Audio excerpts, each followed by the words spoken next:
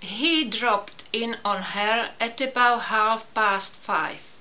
There was more madness and torment in his possessed mind than any time before would. The sky was utterly clear, but anyway a dome-shaped and dark cloud was hanging down over the roof of her house like a ghost.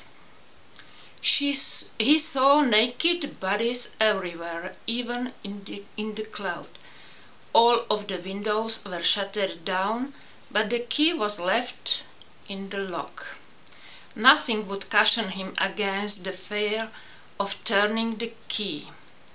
The very moment the door had opened and Jezebel appeared in it. She was perhaps 10,000 of years old.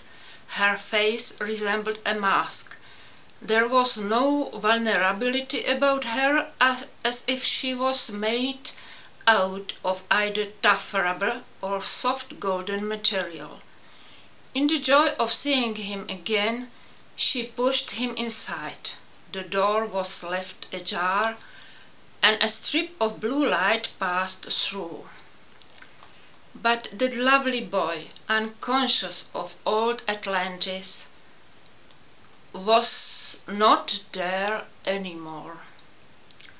Only the smell of frogs has lingered on, getting him all distracted with the past things.